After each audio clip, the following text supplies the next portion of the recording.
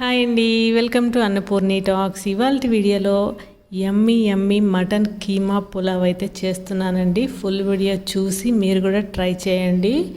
అదిరిపోతుంది. టేస్ట్లో అయితే చేయడం కూడా చాలా సింపుల్ అండి. కుక్కర్లో ఈ మటన్ కీమా పులావ్ చేసి చూడండి, అద్భుతంగా ఉంటుంది. పిల్లలైనా పెద్దవాళ్ళైనా చాలా ఇష్టంగా తింటారు. ఇప్పుడైతే మనం ఎలా చేసుకోవాలనేది చూసేద్దాం. ఇప్పుడు స్టవ్ ఆన్ చేసి మనం కుక్కర్ పెట్టుకోవాలి. ఫస్ట్ కుక్కర్ పెట్టుకున్న తర్వాత నెయ్యి వేస్తున్నాను. నెయ్యి వేసిన తర్వాత బిర్యానీ ఆకు, అలానే యాలకులు, దాల్చిన చెక్క, మరాఠీ మొగ్గ, లవంగాలు, మిరియాలు, సాజీరా వేసుకొని బిర్యానీ పువ్వు కూడా వేసుకొని చక్కగా ఈ నెయ్యిలో ఫ్రై చేసుకోవాలి.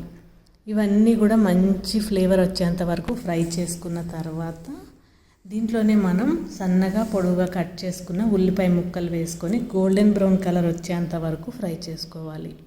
ఇలా ఫ్రై చేసుకున్న తర్వాత దీంట్లో మనం మెత్తగా ఫ్రెష్గా దంచుకున్న అల్లం వెల్లుల్లిపాయ పేస్ట్ వేసుకొని పచ్చి వాసన పోయేంత వరకు ఫ్రై చేసుకోవాలి.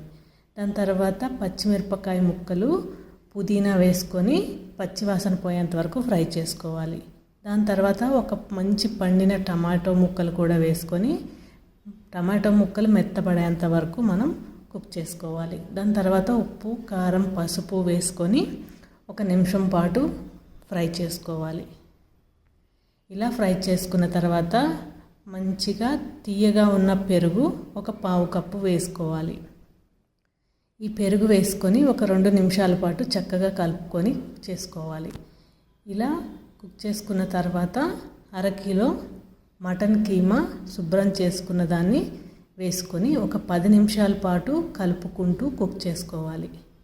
కొద్దిగా కొత్తిమీర కూడా యాడ్ చేసుకొని మంచిగా దీన్ని కలుపుకుంటూ 10 నిమిషాల పాటు కుక్ చేసుకున్న తర్వాత వాటర్ ఏమీ వేయకుండా మూత పెట్టి 3 నుంచి 4 విజిల్స్ పెట్టుకోవాలి.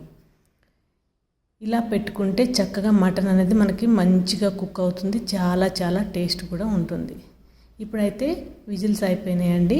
మూత తీసి చూద్దాము. చక్కగా మనకి మటన్ కీమా అయితే రెడీ అయిపోయింది. స్టవ్ కూడా ఆన్ చేసుకున్న తర్వాత ఒకసారి కలుపుకోవాలి. చూసారు కదా, ఇంకా వాటర్ ఉంది దీంట్లో. ఇప్పుడు మనం ముందుగానే నానబెట్టుకున్న రైస్ను వేసేసుకోవాలి.